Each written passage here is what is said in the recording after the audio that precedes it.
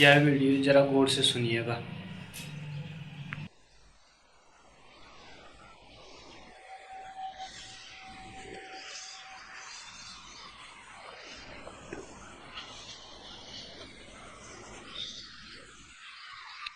पहला प्रश्न।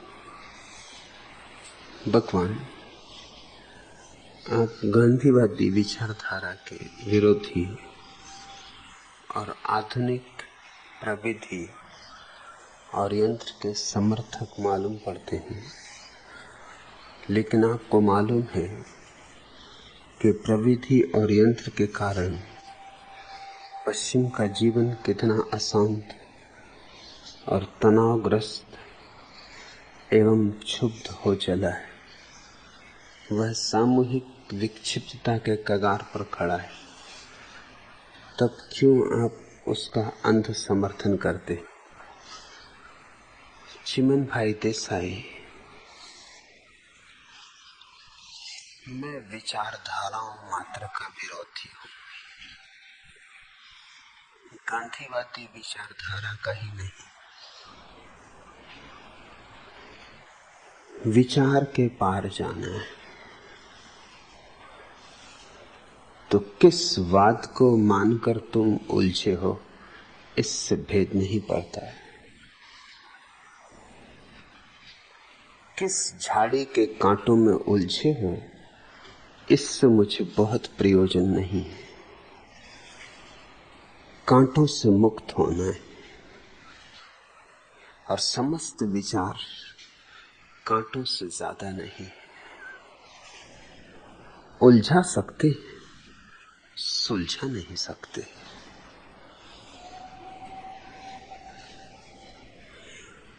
चूंकि मैं विचारधाराओं मात्र का विरोधी हूं, इसलिए स्वभावतः गांधीवादी विचार की झाड़ी भी उसमें एक झाड़ी, और चूंकि नई है इसलिए बहुत लोगों को उलझा लेती है। विशेषकर भारतीय मन के लिए उसमें बड़ा आकर्षण है। वह आकर्षण रुग्ण है। उस आकर्षण के आंतरिक और अचेतन कारण बहुत हैरान करने वाले हैं। पहला तो कारण यह है कि गांधीवादी विचारधारा दरिद्र को गौरी शंकर पर बिठा देती। उससे हमारी आत्महीनता की भावना को बड़ा सहारा मिलता है। हमारे घाव फूलों से ढक जाते हैं। हम दरिद्र हैं और ये बात कचोटती है। और गांधीवादी विचारधारा हमें दरिद्र नारायण बना देती। शब्दों में ही सब जाल शब्दों का है। दरिद्र को दरिद्र नारायण कह देने से कुछ भेद नहीं पड़ता। कैंसर को कैंसर नारायण कह देने से क्या भेद पड़ेगा। पुराने आयुर्वेदिक शास्त्रों में ट्यूबरकुलोसिस को राज रोग कहा है। इससे क्या कुछ मजा आ जाएगा कि टीबी हो गई, राज रोग हो गया, चलो इस बहाने से ही राजा हो गए। टीबी तो फिर भी मारेगी, राजरोग कह देने से कुछ बचाव नहीं है। लेकिन फिर भी मन सांत्वनाएं खोजता है, और ये सांत्वनाएं सदियों तक भटकाए रख सकती हैं, भरमाए रख सकती हैं। दरिद्रता महारोग है, और दरिद्र को नारायण कहना उसके महारोग को ओट देना है। दरिद्रता मिटनी चाहिए, दरिद्र मिटने चाहिए। और दरिद्रता के मिटाने के लिए अब एक ही उपाय है, वह वैज्ञानिक तकनीकों का अधिकतम उपयोग है। मैं वैज्ञानिक तकनीकों का समर्थन जो कर रहा हूं वह इसीलिए कि तुम्हारे गांव सिवाय उसके और किसी तरह भरेंगे नहीं, छिप सकते हैं। छिपे हुए घाव उघड़े घावों से ज्यादा खतरनाक हो जाते हैं, क्योंकि तुम उन्हें भूलने लगते हो और भीतर ही भीतर उनकी मवाद फैलने लगती। जो छोटी सी फुंसी थी वो भी अगर छिपा ली जाए तो नासूर हो सकती है, और अगर उसकी चिकित्सा की ही ना जाए तो कैंसर भी बन सकती। भारत का रोग बहुत पुराना हो गया। भारत सदियों से दरिद्र है। उन दिनों भी भारत दरिद्र था जब सारी दुनिया उसे सोने की चिड़िया कहती थी। था सोने की चिड़िया कुछ थोड़े से लोगों के लिए, सो उन कुछ थोड़े से लोगों के लिए अब भी सोने की चिड़िया है। दरिद्रता की एक अनिवार्य प्रक्रिया है। 100 लोगों में से 99 लोग जब दरिद्र होते हैं तो एक व्यक्ति के हाथ में सोने की चिड़िया लग जाती। स्वभावता 99 व्यक्तियों की दरिद्रता, उनके गड्ढे एक व्यक्ति के जीवन को धन के शिखर पर बिठा देते। तो जरूर राजा थे, महाराजा थे, नगर सेठ थे, और उनके लिए जीवन सोने की चिड़िया था। इतिहास और पुराण उनकी ही स्तुति गाते, और इससे एक भ्रांति पैदा होती जैसे कि सारा देश अमीर था। यह बात बिल्कुल ही झूठ है।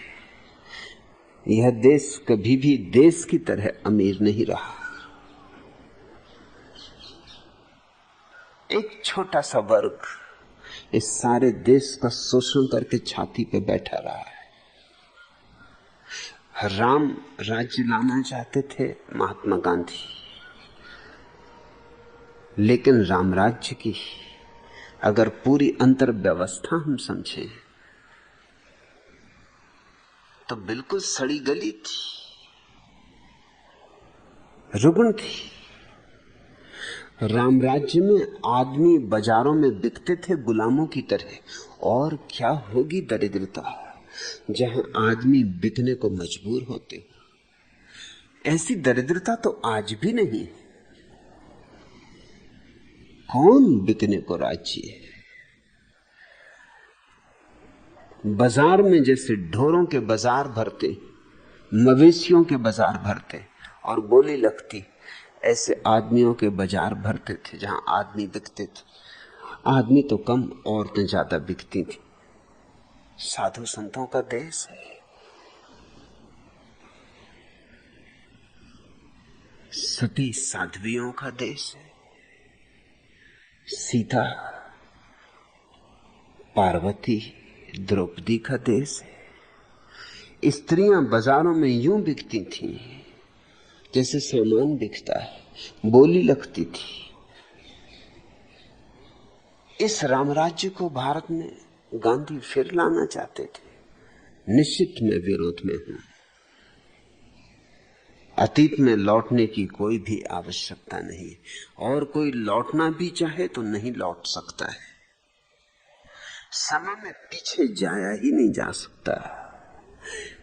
समय की घड़ी को पीछे की तरफ घुमाया ही नहीं जा सकता। लेकिन पीछे की सुंदर सुंदर कहानियां गढ़ी जा सकती हैं, सपने संजोए जा सकते हैं, लोगों को भरमाया जा सकता है। कार्ल मार्क्स ने कहा है धर्म अफीम का नशा है।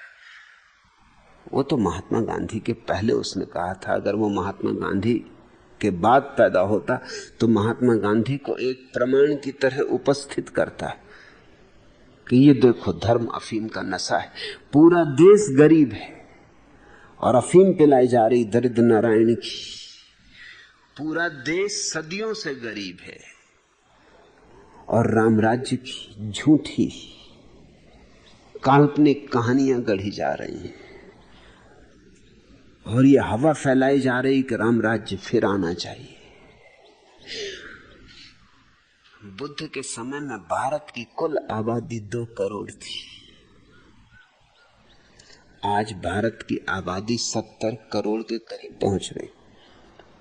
इस भारत में से बांग्लादेश अलग हो गया, पाकिस्तान अलग हो गया, ब्रह्मदेश अलग हो गया। अगर उन तीनों को भी जोड़ लें तो इस देश की आबादी अब 1 अरब के ऊपर जा चुकी। कहां 2 करोड़ और कहां 1 अरब, 50 गुनी आबादी हो गई। और तुम चरखों की बातें करते हो।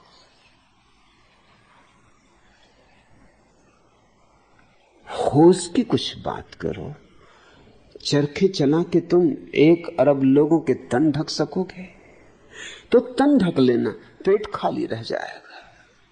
पेट भरोगे तो तन नंगा रह जाएगा। और तुम इन 1 अरब लोगों के लिए हल बख्तर से खेती करोगे? जमीन कहां है इतनी? और हल बख्तर से खेती कितनी हो सकती है और क्या पैदा हो सकता है? नई प्रविधियों का उपयोग करना होगा। और ऐसी क्या घबराहट है नई प्रविधि से? रूस में ऐसे मौके आए हैं पिछले वर्षों में जब इतना गेहूं पैदा हो गया कि उन्हें गेहूं को रेल के इंजनों में कोयले की तरह जलाना पड़ा, क्योंकि कोयला महंगा और गेहूं सस्ता। अमेरिका और कनाडा इतना उत्पादन कर लेते हैं कि सारी दुनिया को सहायता देने को तत्पर होते हैं। इतना दूध इकट्ठा कर लेते हैं कि सारी दुनिया को दूध का पाउडर बांटते रहते हैं। और तुम्हारी गौ माताओं की हालत देखो, उनसे दूध निचोड़ना भी पाप मालूम पड़ता है। हड्डी हड्डी हो रही है, तुम खून निचोड़ रहे हो, उनके प्राण सूखे जा रहे हैं, अस्थि पंजर। कितनी गौ माताएं, जितनी भारत में हो उतनी कहीं भी नहीं, 18 करोड़। और दूध के नाम पर पानी पी रहे हो। और फिर भी वही मूर्खतापूर्ण बातों को दोहराए चले जाते हो। महात्मा गांधी न तो कोई बड़े विचारक थे और न ही कोई बड़ी विचारधारा छोड़ गए। बहुत साधारण सी बातें हैं जिसको गांधीवादी विचारधारा के नाम से तुम शोरगुल मचाते हो। मगर अंधे के हाथ में तो कुछ भी लग जाए तो लगता है बहुत बड़ी चीज लग गई। सोच विचार की क्षमता भी तुमने खो दी। मैं तो तुम्हें सोच विचार के पार ले जाना चाहता हूं, तुम सोच विचार से भी नीचे गिरे जा रहे हो। थोड़ा सोचो तो सही। महात्मा गांधी रेलगाड़ी के विरोध में थे और जिंदगी भर रेलगाड़ी में चले। तार टेलीफोन के खिलाफ थे, पोस्ट ऑफिस के खिलाफ थे, और जिंदगी भर जितने तार टेलीग्राम और चिट्ठी पत्री उन्होंने लिखी, शायद ही किसी ने लिखी हो। पाखाने में बैठे बैठे भी चिट्ठी लिखवाते थे। संडास पे बैठे और सेक्रेटरी पाखाने के बाहर बैठा, वे बोलते जा रहे हैं और सेक्रेटरी चिट्ठी लिख रहा है।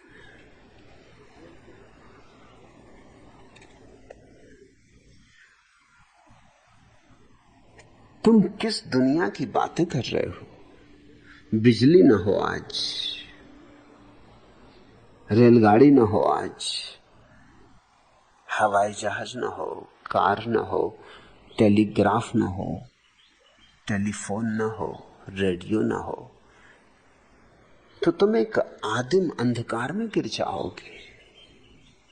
चलाते रहना अपनी तकली और चरखा, और चरखा चलाने वालों की हालत तो देखो, चक्रम हो जाते, और जो बहुत ज्यादा चलाते हैं वो तो घन चक्कर हो जाते। अब जैसे मोरारजी देसाई को देखो, चरखा चलाते चलाते ऐसे घन चक्कर हो गए कि स्वमूत्र पीने लगे। ये महागांधीवादी विचारक हैं। तुम पूछते हो, आप गांधीवादी विचारधारा के विरोधी और आधुनिक प्रविधि यंत्र के समर्थक मालूम पड़ते। निश्चित ही मैं विज्ञान का समर्थक हूं, समग्र रूपेण मेरा विज्ञान को समर्थन है, बेशर्त समर्पण और समर्थन है, क्योंकि मुझे सिर्फ एक ही आशा दिखाई पड़ती है मनुष्य को बचने की, और वह विज्ञान है। लेकिन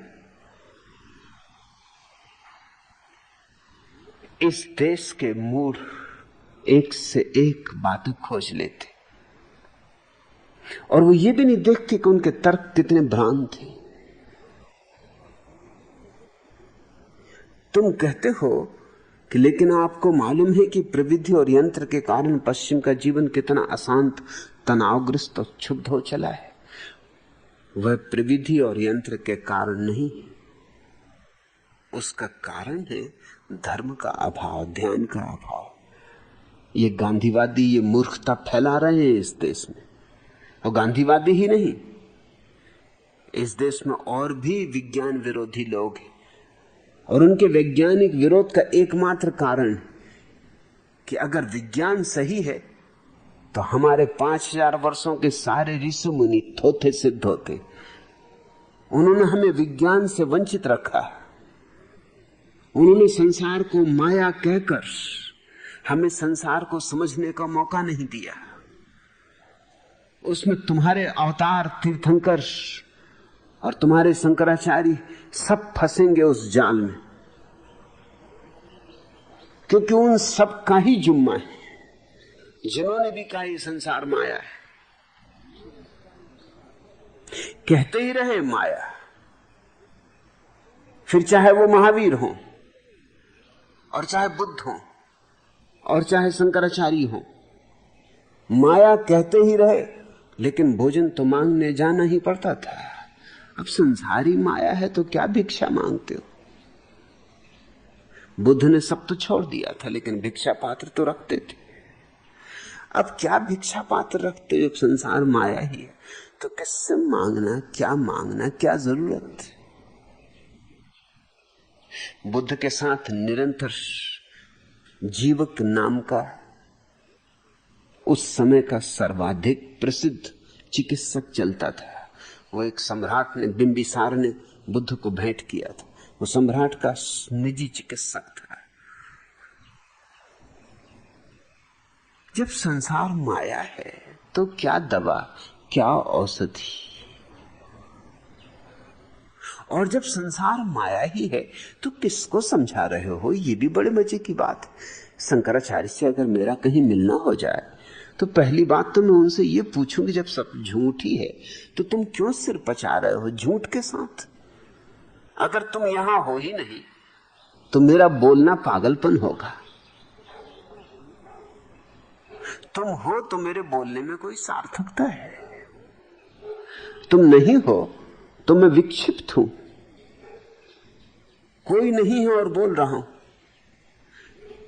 संसार है ही नहीं तो संसार में लोग कहां? सब माया है। तो तुम किसको समझा रहे हो? रस्सी ही है, सांप दिखाई पड़ रहा है, मगर शंकराचार्य पीट रहे हैं रस्सी को डंडों से, और फिर भी कहते हैं अरे रस्सी है, सांप थोड़ी। फिर डंडे से पीट किस लिए रहे हो? जिंदगी भर माया के खंडन में लगे, जो है ही नहीं उसका खंडन करना पड़ता है। कोई गधे के सींग नहीं है, ये सिद्ध करने के लिए शास्त्र लिखता है। गधे भी नहीं लिखते कि गधे के सींग सब माया है। आकाश कुसुम नहीं है, इसको सिद्ध करने के लिए कोई तर्क विवाद खड़ा करना पड़ता है। लेकिन शंकराचार्य पूरे जीवन एक ही बात सिद्ध करने में लगे रहे कि जगत माया है। और उनके बाद इन 1000 सालों में तथाकथित शंकर के अद्वैत को मानने वाले दंडीधारी साधु महात्मा बस एक ही काम कर रहे हैं कि संसार माया है।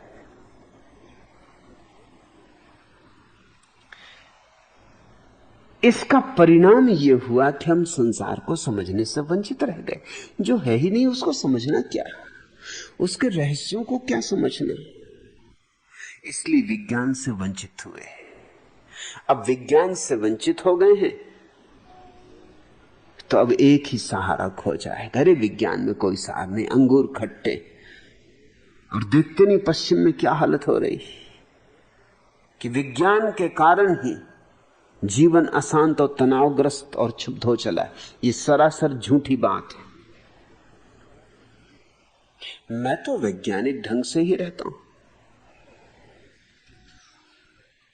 मैं तो विज्ञान की सारी प्रविधि का उपयोग करता हूं।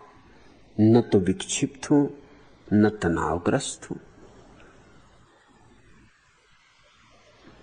विज्ञान ने जो भी खोजा है उसका मैं उपयोग करता हूं। मैं तो परम रूप से विज्ञान का उपभोक्ता हूं।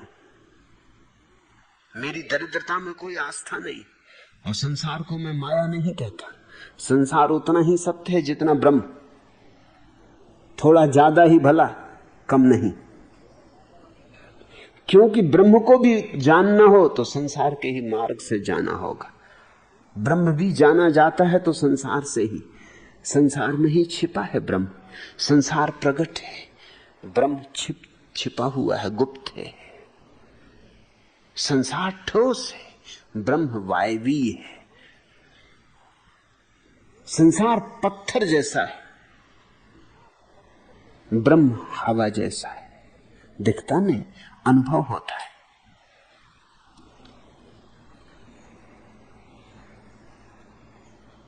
मैं तो विक्षिप्त नहीं हूं, मैं तो पागल नहीं हूं। तो मेरी जीवन प्रक्रिया देखो, बिल्कुल वैज्ञानिक है। जो भी विज्ञान ने खोजा, जो भी सिस्टम विज्ञान ने खोजा, उसका मैं उपयोग करता हूं, उसका ही उपयोग करता हूं। पश्चिम की तकलीफ यह नहीं है कि उन्होंने विज्ञान के कारण अपनी विक्षिप्तता पैदा कर ली। उनकी तकलीफ अतिवाद है, जैसी तुम्हारी तकलीफ अतिवाद। तुम ब्रह्मवादी होके मरे, वो संसारवादी होके मर रहे हैं। लेकिन अति न तुम देखोगे न वो देखेंगे।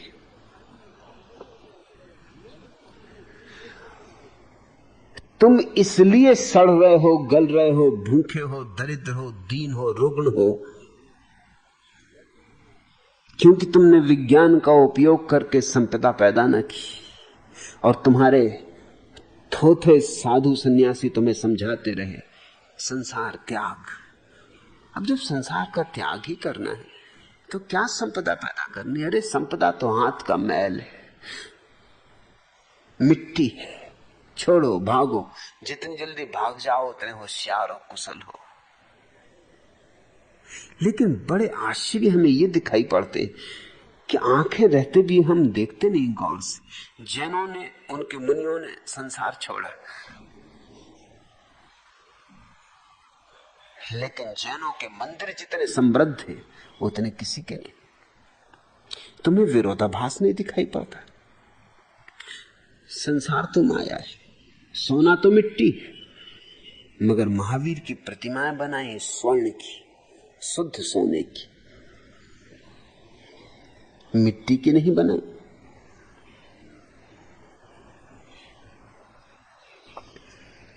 मंदिर पर कलश चढ़ाते, स्वर्ण का चढ़ाते, मिट्टी का नहीं चढ़ा देते।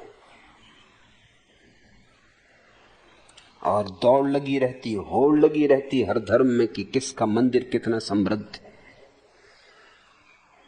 कितनी चढ़ोतरी होती, कितनी हुंडियां आती, मंदिर की कितनी सासात है, कितना धन है मंदिर के पास।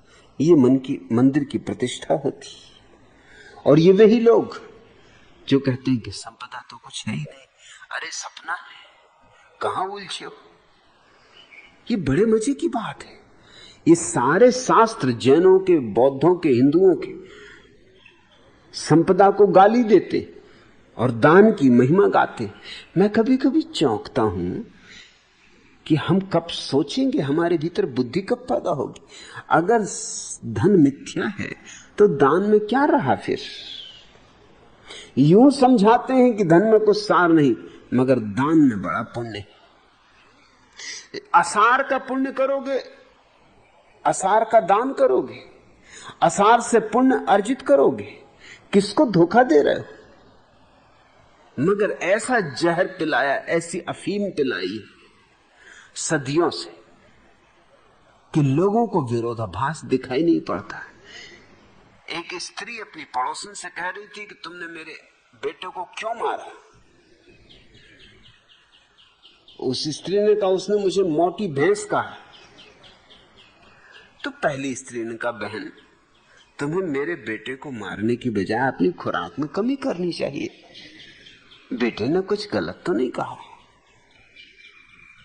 बच्चों को तो सीधा दिखाई पड़ता है। रही होगी कोई टुनटुन,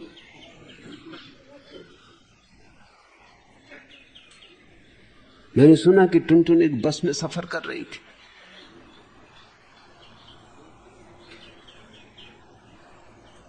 एक तरफ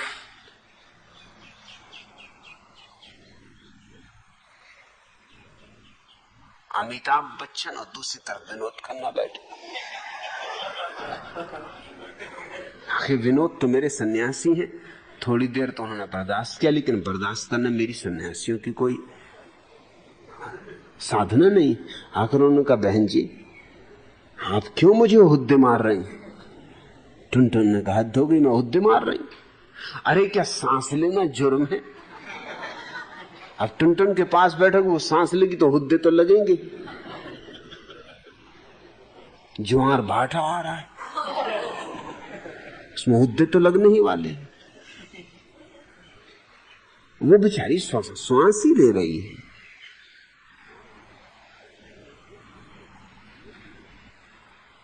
बजाय इसके कि तुम अपनी मूर्खताएं देखो।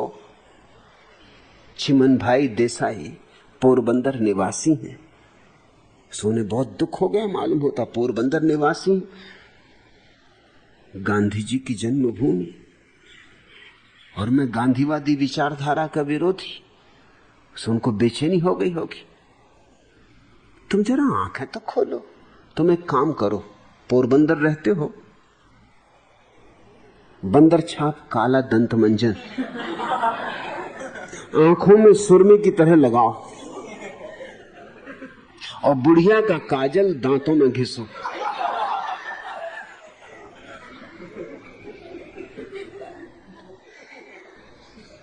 क्योंकि दांत जितने मजबूत होते, आंख उतनी मजबूत होती। सो बुढ़िया का काजल दांतों में घिसना और बंदर छाप काला दंत मंजन। ये बंदर छाप काला दंत मंजन सबसे पहले बजरंग बली ने खोजा होगा। इन्होंने सबसे पहले आंखों में आंजा था।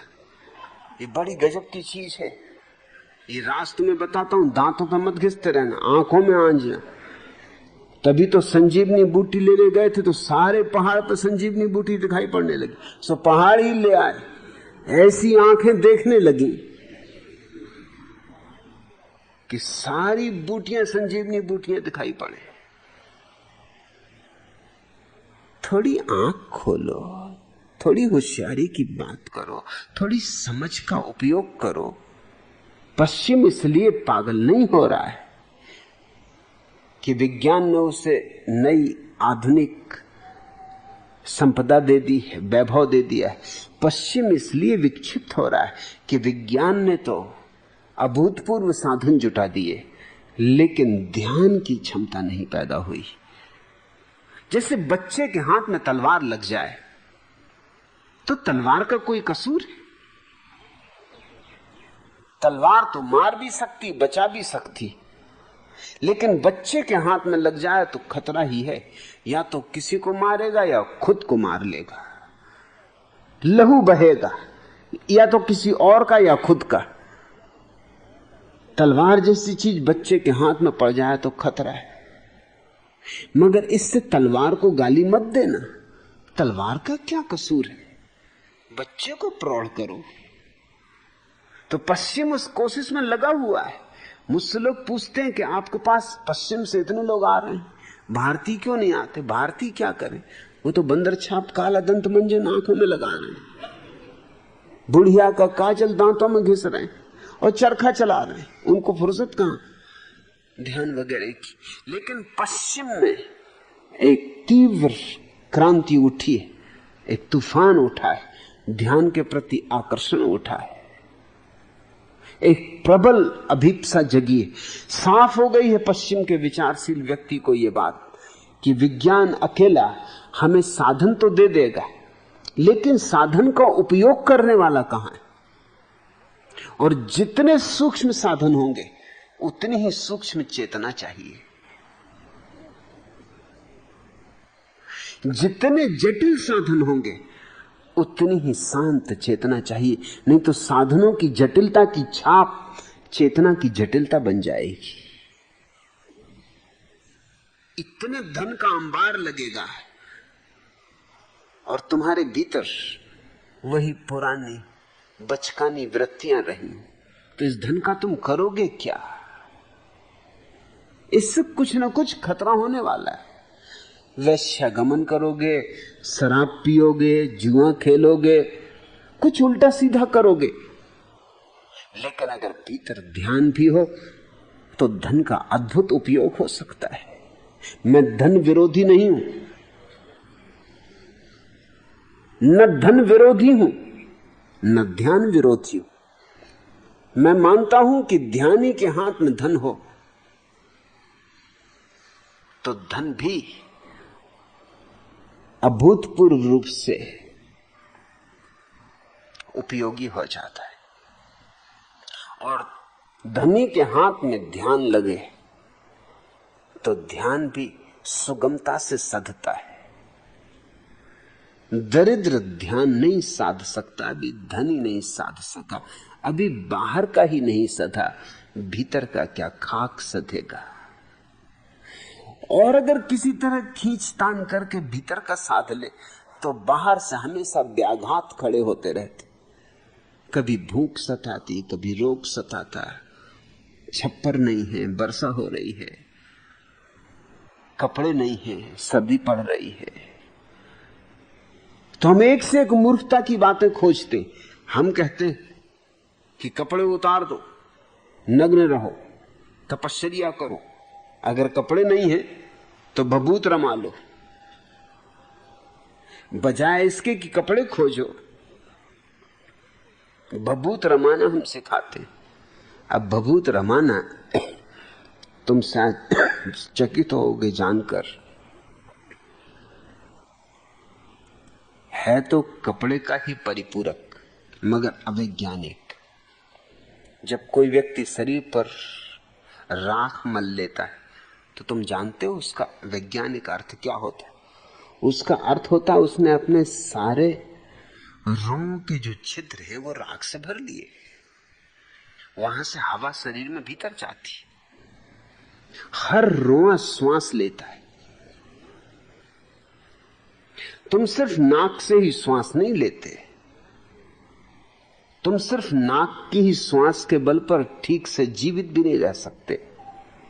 वैज्ञानिक कहते हैं कि अगर तुम्हारे पूरे शरीर के सारे रंध्र वैज्ञानिक विधि से बंद कर दिए जाएं, जैसे कोलतार पोत दिया जाए पूरे शरीर पर,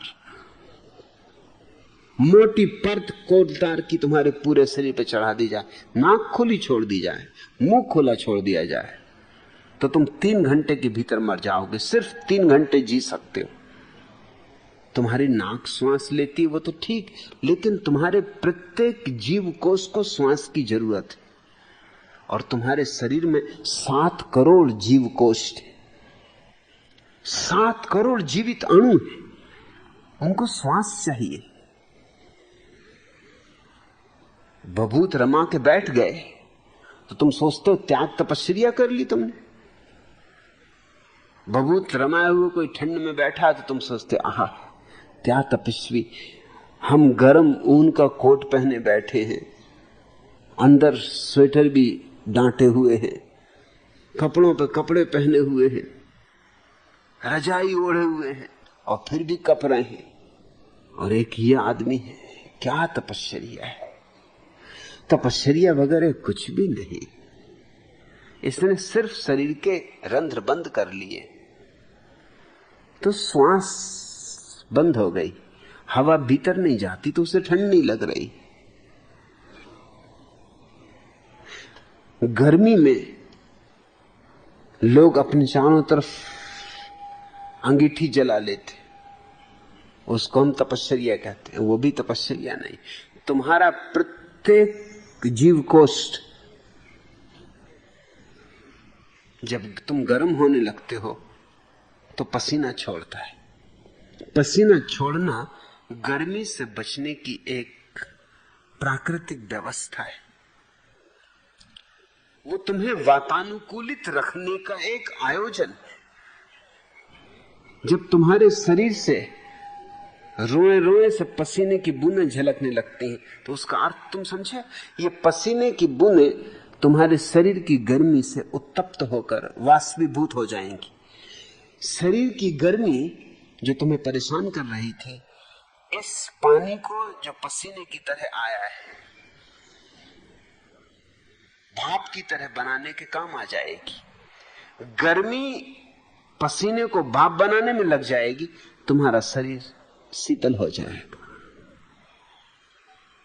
लेकिन जो व्यक्ति अंगीठी जला के गर्मी के दिनों में बैठ जाता है, उसका परिणाम यह होता है कि उसके जीव कोष्ठों में जितना पानी होता सब बह जाता है।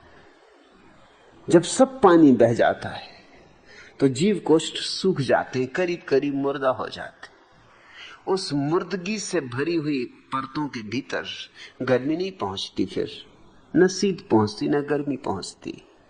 उस आदमी ने अपनी चमड़ी को संवेदन शून्य कर लिया। उस आदमी ने अपनी चमड़ी को मार डाला।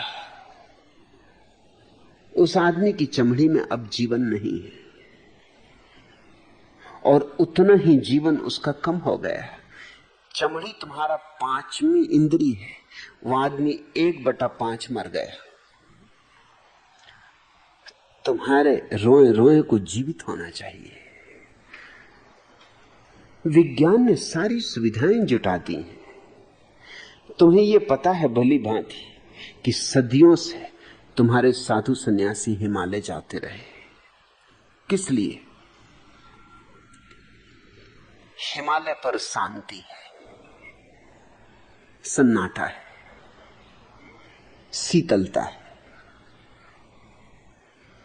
उस शीतलता और सन्नाटे की तलाश में हिमालय जाते रहे।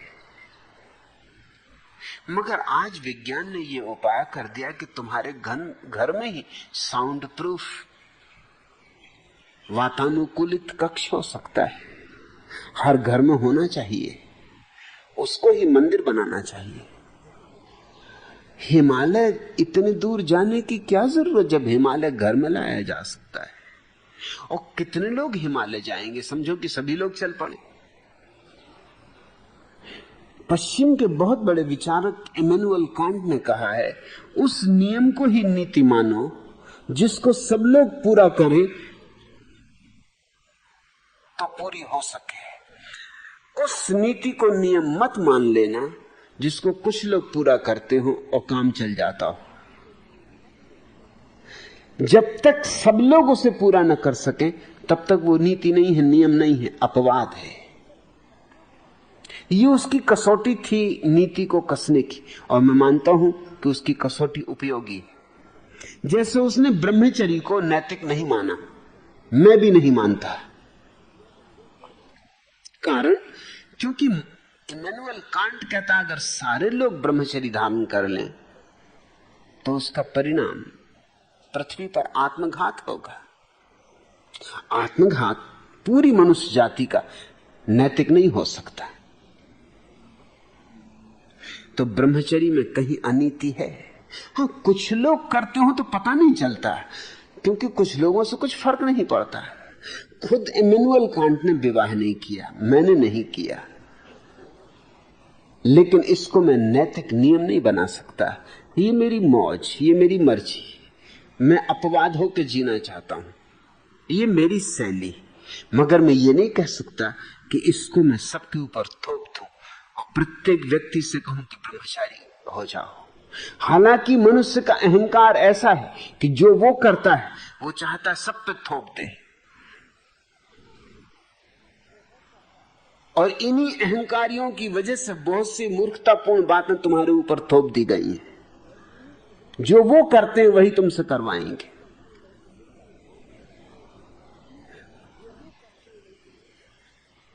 इमैनुअल कांट से मैं राजी हूं। इसका अर्थ यह हुआ कि सन्यास की जो पुरानी धारणा है वो नैतिक नहीं, क्योंकि अगर सारे लोग सन्यासी हो जाएं तो क्या परिणाम होगा? भीख कौन देगा इन्हें? भोजन कौन देगा? कपड़े कौन देगा? ये जिएंगे कैसे? कुछ लोग सन्यासी हो जाते हैं तो करोड़ों लोगों के बीच कुछ पता नहीं चलता, ठीक है, चल जाता है। उसी बात को नैतिक कहा जा सकता है जिसको सब लोग माने और तो भी जीवन को हानि ना हो। महात्मा गांधी की विचारधारा बिल्कुल अनैतिक है, क्योंकि अगर सारे लोग उनकी बात को मान के जिए तो हिंदुस्तान की आबादी पुनः 2 करोड़ रह जाएगी। 80 करोड़ आदमियों को मरना पड़ेगा। हालांकि वो कहते हैं कि अहिंसक है, लेकिन 80 करोड़ लोगों की हिंसा का जुम्मा उनको उठाना पड़ेगा। और इतनी बड़ी हिंसा दुनिया में किसी ने भी नहीं की, न अडोल्फ हिटलर ने, न जोसेफ स्टालिन ने, न माओ से तुंग ने, न चंगेज खान ने, न तैमूर लंग ने, न नादिर शाह ने। सच तो यह है कि जितने दुनिया में हिंसक हुए हैं आज तक, तैमूर से लेकर माओ से तुंग तक, सबने भी मिलकर जितनी हत्या की है वो भी इतनी बड़ी हत्या नहीं जितनी बड़ी हत्या महात्मा गांधी के सिर पर लगेगी। अगर महात्मा गांधी की बात मान के तुम चलते हो समग्र रूपे, तो 2 करोड़ आदमी भारत में जिंदा रहते हैं, वो भी न्यूनतम ढंग से जिंदा रहेंगे, बस किसी तरह जिंदा रहेंगे। 80 करोड़ आदमियों को मरना होगा।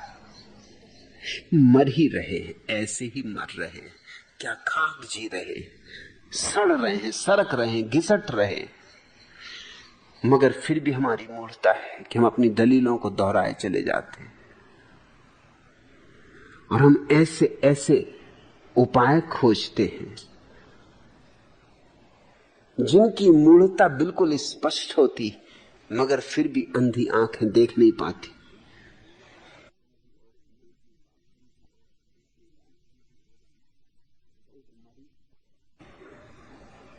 एक मरीज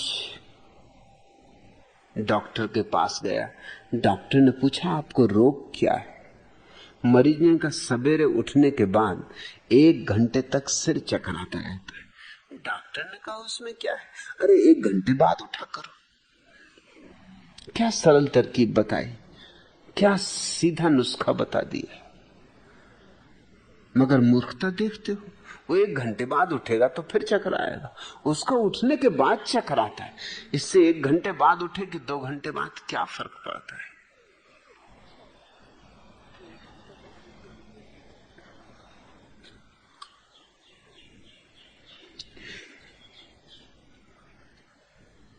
पश्चिम क्षुब्ध है निश्चित, लेकिन क्षुब्ध होने का कारण विज्ञान नहीं, क्षुब्ध होने का कारण धर्म का अभाव है। तुम भी क्षुब्ध हो और तुम्हारे क्षुब्ध होने का कारण विज्ञान का अभाव है। मैं एक ऐसी मनुष्यता चाहता हूं जहां धर्म और विज्ञान संयुक्त हो जाएं। विज्ञान बाहर का धर्म है, धर्म भीतर का विज्ञान है। इन दोनों में कोई विरोध बनाए रखने की जरूरत नहीं। और महात्मा गांधी की विचारधारा इनमें विरोध खड़ा करती। महात्मा गांधी बातें तो समन्वय की करते हैं, लेकिन समन्वय को समझते भी हैं या नहीं ये भी संदिग्ध है। समन्वय का एक ही अर्थ हो सकता है कि जो जो हमें बातें विरोधी दिखाई पड़ती उनके भीतर हम कोई सेतु खोजें। मनुष्य के शरीर और आत्मा के बीच सेतु, पृथ्वी और आकाश के बीच सेतु, पश्चिम और पूरब के बीच सेतु। अल्लाह ईश्वर तेरे नाम, इसमें कुछ सेतु नहीं है, क्योंकि अल्लाह को मानने वाले भी वैसे मूढ़ हैं जैसे ये ईश्वर को मानने वाले मूढ़। इन दोनों मूढ़ताओं में कोई सेतु मिलाने की जरूरत नहीं, ये तो मिले ही हुए, इसमें कुछ खास मामला नहीं। ये एक तरह के मूढ़ हैं, वो एक तरह के मूढ़, एक दूसरे की तरफ पीठ किए खड़े माना, मगर हैं दोनों परम बुद्धू। विज्ञान और धर्म के बीच असली समन्वय सिद्ध होना है, और उसी दिन पृथ्वी पर मनुष्य अपने समग्र गरिमा में, गौरव में, महिमा में, सौंदर्य में प्रकट होगा। लेकिन चिमन भाई देसाई कहते हैं कि पश्चिम सामूहिक विक्षिप्तता के कगार पर खड़ा है, निश्चित खड़ा, और तुम कहां खड़े हो? तुम सामूहिक आत्महत्या के कगार पे तुम भी खड़े हो। और अगर इन दोनों में से ही चुनना हो तो भी मैं कहूंगा पश्चिम को चुनो। अगर इन दो ही में से चुनना हो, अगर यही विकल्प हो, तो मैं कहूंगा कि सारी समृद्धि का उपभोग करके हुए पागल होना बेहतर, बजाय भूखे मर के, सड़ते हुए, भीख मांगते हुए, रोते गिड़गिड़ाते हुए जीने के। ये कोई जीना है?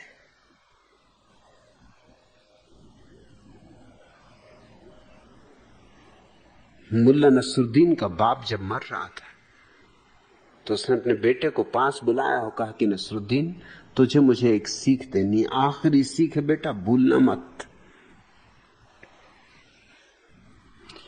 जीवन भर के अनुभव का मेरा निचोड़ है, तुझे कहे जाता हूं कि धन से सुख नहीं खरीदा जा सकता। मुल्ला नसरुद्दीन ने कहा कि पिताजी, आप कहते हैं तो मानता हूं आपकी बात कि धन से सुख नहीं खरीदा जा सकता, लेकिन एक बात मैं भी निवेदन कर देना चाहता हूं, क्योंकि फिर मिलना हो कि ना हो, कि धन से कम अपनी मनपसंद दुख तो खरीदा जा सकता है। जरा सोचो गौर से, मुल्ला ने बात पति की कही, मनपसंद दुख। माना कि धन से सुख नहीं खरीदा जा सकता, सुख कोई निर्धन होने से भी नहीं खरीदा जा सकता, इसलिए वो बात तो छोड़ो, उसका कोई मतलब ना रहा। मगर धन से मनपसंद दुख खरीदा जा सकता है, ये भी क्या कम है। झोंपड़े में भी दुखी रहोगे, महल में भी दुखी रहोगे, तो फिर महल में ही दुखी क्यों ना रहो? कम से कम महल में रहने का तो मजा ले ही लो, दुख तो भोग नहीं, झोंपड़े में भोगा कि महल में भोगा। रेगिस्तान में भी दुखी रहोगे और बगीचे में भी, तो बगीचे में ही दुखी रहना बेहतर। कम से कम कोयल तो पुकारेगी कभी, पपीहा तो पीपी करेगा, फूल तो खिलेंगे, भूले चूके कभी कोई गंध भी उड़ती आ जाएगी, कभी मोर तो नाचेगा। माना कि दुखी रहोगे, मगर रेगिस्तान में दुखी रहने की बजाय बगीचे में दुखी रहना बेहतर। मैं तुमसे कहता हूं कि अगर पूरब और पश्चिम ही विकल्प हो, अगर इनके बीच कोई समन्वय बन ही ना सकता हो, तो पश्चिम को चुनना, पूरब को नहीं। लेकिन समन्वय बन सकता है, इसलिए चुनाव का कोई सवाल नहीं है। वही मैं कोशिश कर रहा हूं, इसलिए मुझसे पूरब भी नाराज होगा और पश्चिम भी नाराज होगा। मैं जिस काम में लगा हूं उसमें लाखों करोड़ों लोग मुझसे नाराज होने वाले, और मजा ये कि उनके लिए ही मैं काम में लगा हूं। मगर यही इस काम का मजा है, मजा ही कहना चाहिए। यही इस काम की रौनक है, यही इस काम का चमत्कार है कि तुम जिनके लिए करोगे वही तुम्हें गालियां देंगे। पूरब गाली देगा कि मैं पूरब को बर्बाद कर रहा हूं, क्योंकि मैं पूरब की संस्कृति को डुबा दे रहा हूं, धर्म को डुबा दे रहा हूं। क्योंकि पूरब का धर्म और संस्कृति तो गरीबी में ही रह सकती है। गरीबी गई कि सब गड़बड़ हुआ। ये तो जबरदस्ती गरीबी में थोपी गई संस्कृति है। इसलिए तुम देखते हो जो अमीर होता है वो तुम्हारी संस्कृति को औपचारिक रूप से ही मानता है सिर्फ, नहीं तो पेरिस में जाके मजे करता है। मैंने सुना स्वर्ग में एक दिन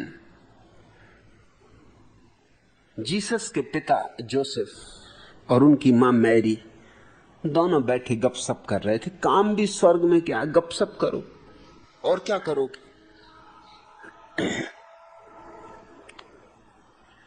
मैरी ने कहा, जोसेफ, कभी कभी मेरा मन होता है कि अब 2000 साल हो गए, एक दफा देख तो आऊं अपने बेटे को मानने वाले लोगों की। सुनते हैं करोड़ों संख्या हो गई। तब तो उन दुष्टों ने सूली दे दी थी, अब बड़ी पूजा करते हैं, चर्च मंदिर बनाए हैं, करोड़ों पादरी पुरोहित हैं। बड़ा मन में ख्याल आता है एक दफे जाकर देख तो आऊं। जोसेफ ने कहा, जरूर चली जाओ, मुझे भी खबर मिल जाएगी। जाओ, जरूर जाओ, मगर रोज शाम को मुझे फोन से खबर कर देना कि क्या हालत है, कैसा चल रहा है। तो मैरी पृथ्वी पर आई, रोज शाम को खबर करती थी। जेरूसलम गई पहले तो, पुरानी परिचित जगह, शाम को खबर की कि सब ठीक चल रहा है, चर्चों में प्रार्थनाएं हो रही हैं, साधु हैं, साध्वियां हैं, आश्रम है, एक मोनेस्ट्री भी जाके आई हूं। जीसस के विचार खूब फैले।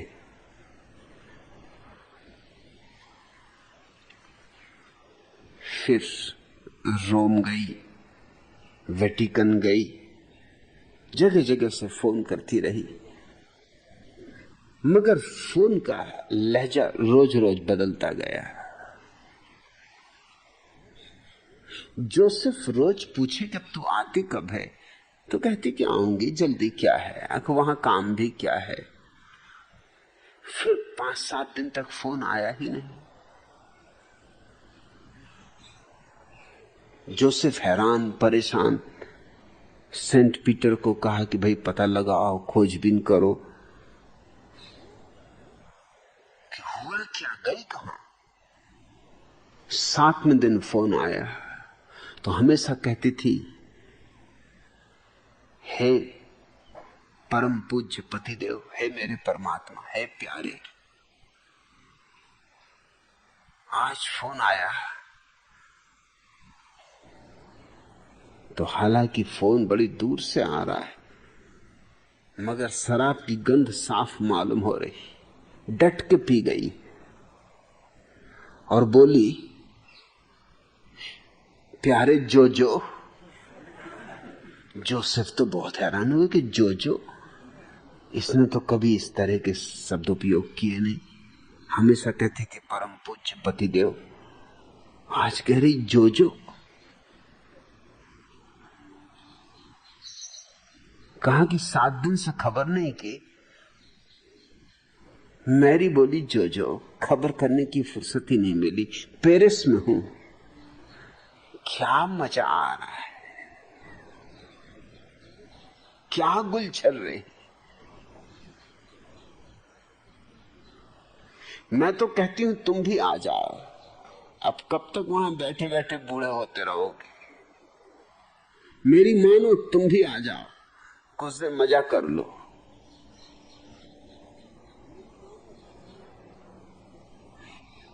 जोसेफ को शराब की गंध भी आ रही है, बातचीत के ढंग में भी शराब का नशा मालूम हो रहा है।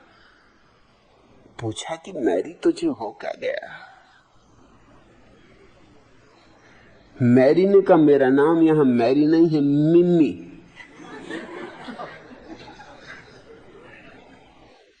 ये पेरिस है। और मैं तुमसे कह देती हूं कि मेरा आने का अब कोई इरादा नहीं। देख लिया तुम्हारा स्वर्ग।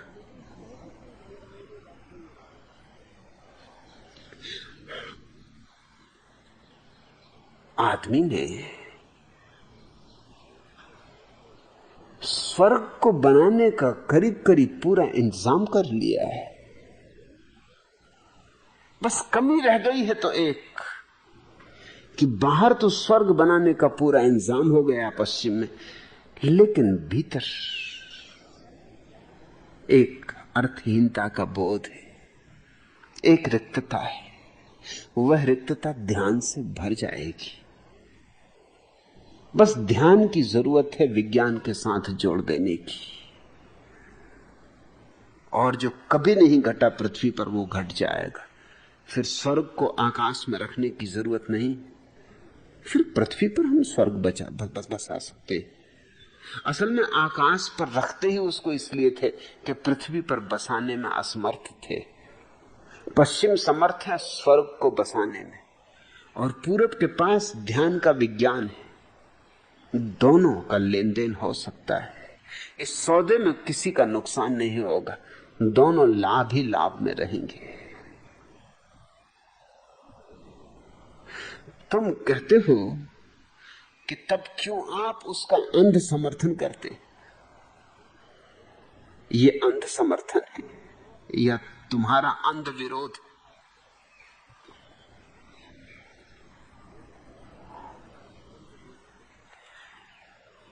मैं तो जो देख रहा हूं, जैसा देख रहा हूं,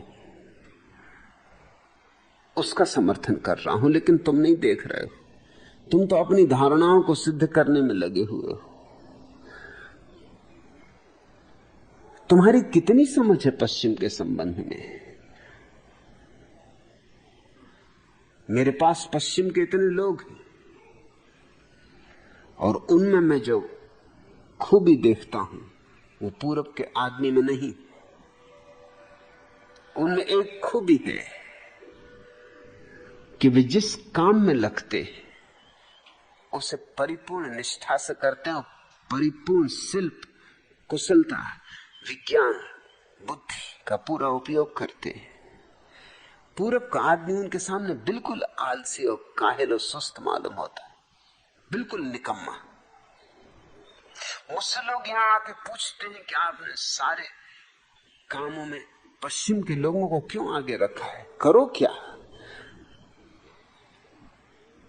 तुम जान के हो हैरान होगे कि ऐसे काम भी जो कि पश्चिम का आदमी कर ही नहीं सकता है, वो भी वही कर रहा है। जैसे हिंदी पुस्तकों के लिए कवर डिजाइन बनाने का काम, अंग्रेजी की पुस्तकों का कवर डिजाइन तो ठीक है, अंग्रेज कर लेते हैं, पश्चिम से आए हुए लोग कर लेते, लेकिन हिंदी पुस्तकों का कवर तो हिंदी में बनाना है। वो भी जितनी सुंदरता से पश्चिम का आदमी करता, पूरब का नहीं कर पाता। पूरब के लोगों को उसमें से भी हटा देना पड़ा। हिंदी में लिख रहा है वो, लेकिन अभी तुम जो नई किताबें देखे वो सब पाश्चात्य लोगों की हिंदी, वो सब लिपि उनकी, मगर उसकी एक पकड़ है, एक वैज्ञानिक सूझबूझ है। और मेरे देखने में दूसरी बात समझ में आ रही, इसी सूझबूझ को जरा भीतर की तरफ मोड़ देना कि यही सूझबूझ उसके लिए ध्यान बन जाती। और पूरब का आदमी इतना टूट गया है और हर चीज को माया कह कह के, त्याग कर करके उसने अपने हाथ पैर तोड़ लिए। कुछ करते नहीं बनता आप, और कुछ करते नहीं बनता उसको वो कहता है भाव भजन। न भाव भजन करते बनता है, अब कुछ भी करते नहीं बनता है। एकदम काहिल और सुस्त। हाँ, उसको चरखा पकड़ा दो तो चलाता रहेगा। अब चरखा चलाने में भी कोई खूबी की बात, जमानों से बुढ़ियां यही काम करती रही। जब उनसे कुछ काम नहीं होता तो गांव में लोग बुढ़ियों को चरखा पकड़ा देते। वही हालत भारत की। कुछ इनसे बनता नहीं भी, इनको चरखा पकड़ा दो। कोई चरखा गांधी जी की इजाद है, तुम समझते हो? ये तो सदा की इजाद है, बुढ़ियां करती ही रही है। ये सदियों से बच्चों को चांद पे हम बताते रहे कि बुढ़िया चरखा काट रही, मगर क्यों बुढ़िया? बुढ़िया ही चरखा काटती रही। अब जिससे कुछ नहीं बनता था वो चरखा काटती थी। जिनसे भी कुछ बन सकता है इनसे भी चरखा कतवाओगे। और चरखा काट के क्या मिल जाने वाला है इनको? और गांधी के ढंग एकदम बेहुदे। जो काम सरलता से हो सके उसको बेहुदे ढंग से करने में इस देश में प्रशंसा मिलती। अब जैसे मच्छरदानी कोई बहुत बड़ी वैज्ञानिक चीज नहीं, मगर गांधी मच्छरदानी न बांधेंगे। क्या करेंगे? मच्छरदानी की जगह घासलेट का तेल मुंह पे लगा के सोएंगे। बुद्धि भी गंवाते हैं तो भी आदमी थोड़ा हिसाब रखता है, मगर इसकी प्रशंसा होती। गांधी के ऊपर किताबें लिखी गई जिनमें इस बात की प्रशंसा कि देखो त्याग, मच्छरदानी नहीं बांधते, मुंह पे घासलेट का तेल लगाते। अब घासलेट का तेल बहुत मुश्किल से मिलता है, और मच्छरदानी में क्या अड़चन है? मच्छरदानी कोई ऐसी बड़ी भारी वैभव की चीज भी नहीं, मगर मुंह पे मिट्टी का तेल लगाओगे, मुंह खराब करोगे, चमड़ी खराब करोगे। और मिट्टी के तेल को लगा के स्वभावता मच्छर पास नहीं आएंगे। अरे मच्छर तक पास नहीं आते।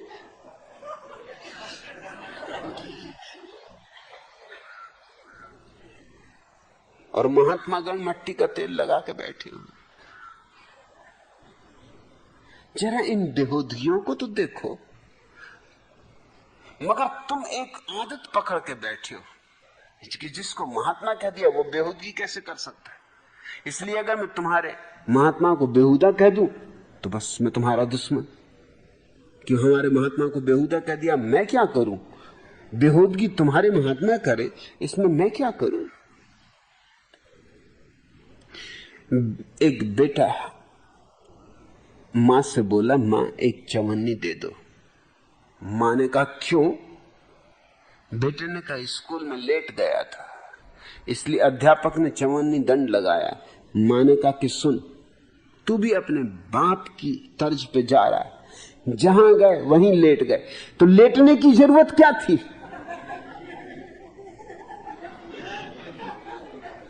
दिमाग में एक कचरा भरा हुआ है, उसके बिना सुन ही नहीं सकते, उसी धारणा से सुनते। वो कह रहा है कि मैं स्कूल लेट गया था इसलिए अध्यापक ने चवन्नी दंड लगाया।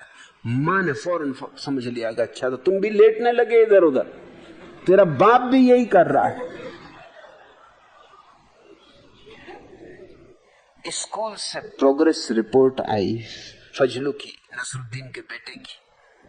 लिखा था अध्यापिका ने, वैसे तो आपका बेटा फजलू काफी मेधावी है, बस एक ही दोष है उसमें, वह यह कि वो अपना ज्यादातर समय स्कूल की लड़कियों का पीछा करने तथा उनसे छेड़छाड़ करने में बिताता है। मैं उसकी यह आदत छुड़ाने की कोई तरकीब सोच रही हूं। स्कूल की अध्यापिका ने स्कूल की प्रोग्रेस की रिपोर्ट में लिखा था। यह रिपोर्ट जब गुलजान को मिली तो उसने उसे पढ़कर लिखा कि आपकी भेजी गई प्रोग्रेस रिपोर्ट मिली, आशा है कि निकट भविष्य में आप मेरे बच्चे की आदत छुड़ाने में अवश्य सफल हो जाएंगी। और फिर नीचे पुनश्च करके लिखा, यदि आप वह तरकीब खोजने में सफल हो जाएं तो कृपया मुझे भी बताने की कृपा करें ताकि मैं उसे फजलू के पिता मुल्ला नसरुद्दीन पर आजमा सकूं। अपनी अपनी धारणाएं, उन्हीं धारणाओं से हम चीजों को देखते हैं, सोचते हैं, और उन्हीं धारणाओं के चक्कर में हम घूमते रहते हैं। गरीब हो, बजाय गरीबी मिटाने के तुम इस कोशिश में लगे रहते हो गरीबी के लिए किसी तरह समर्थन मिल जाए। अब पश्चिम में अगर लोग पागल हो जाते या आत्महत्या कर ली, तुम्हारा दिल प्रसन्न हो जाता है कि आहा धन्य भागी हैं हम। क्या हमारी गरीबी, ना आत्महत्या की जरूरत, न पागल होने की जरूरत। लेकिन ख्याल रखना, पागल होने के लिए भी थोड़ी प्रतिभा चाहिए। तुमने कभी किसी बुद्धू को पागल होते देखा?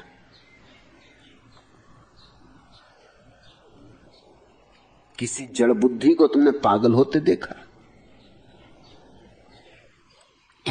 तो किसी को पागल होते देख के जड़ बुद्धि भी प्रसन्न होता हुआ कि आहा हम ही धन्य भागी, जरूर पिछले जन्म में कुछ पुण्य कर्म किए होंगे, तभी तो परमात्मा ने जड़ बुद्धि बनाया, नहीं तो देखो क्या हालत हो रही।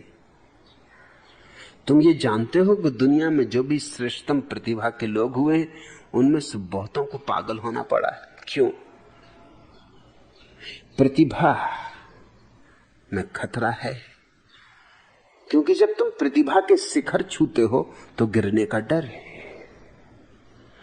फ्रेडरिक नीत्शे पागल होकर मरा, लेकिन चिमन भाई देसाई पोरबंदर वाले, अगर मुझे चुनाव करना हो कि चिमन भाई देसाई होना कि फ्रेडरिक नीत्शे, मैं फ्रेडरिक नीत्शे होना पसंद करूंगा। मुझे अगर चुनाव करना हो कि महात्मा गांधी होना कि फ्रेडरिक नीत्शे, मैं फ्रेडरिक नीत्शे होना पसंद करूंगा। पागल हो के मर जाना बेहतर, मगर मुंह पर मिट्टी का तेल थोपने को मैं राजी नहीं।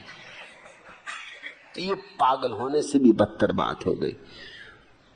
आखिर फ्रेडरिक नीत्शे अपनी प्रतिभा के ऊंचाइयों के कारण पागल हुआ।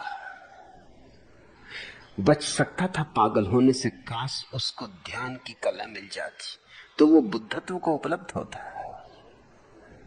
फ्रेडरिक नीत्शे में वही क्षमता थी जो बुद्ध में थी। मैंने दोनों को बहुत बारीकी से छाना बीना है। उसमें वही सूझबूझ है, उसमें वही अंतर्दृष्टि है, वही पैनापन, वही निखार, वही तेज जो बुद्ध में, थोड़ी ज्यादा ही, कम नहीं। बस चूक हो गई तो एक कि उसे भीतर जाने का कोई उपाय न मिला, और प्रतिभा इतनी थी कि बाहर से राजी न हुई। जल्दी ही उसे बाहर जो था वो सब व्यर्थ दिखाई पड़ने लगा और भीतर जाने का मार्ग मालूम नहीं। इस दुविधा में पागल हुआ, मगर ये पागल होना सौभाग्यपूर्ण है। फ्रेडरिक नीत्शे दूसरे जन्म में बुद्ध होगा ही, मगर महात्मा गांधी को बहुत जन्म लग जाएंगे, शायद 84 कोटि योनियों में भटके, तो भी अगर बुद्ध हो जाएं तो चमत्कार। क्योंकि वो चरखा अगर काटते रहे तो क्या करोगे? चरखे ही काटते रहे तो बस चरखे ही हो जाएंगे।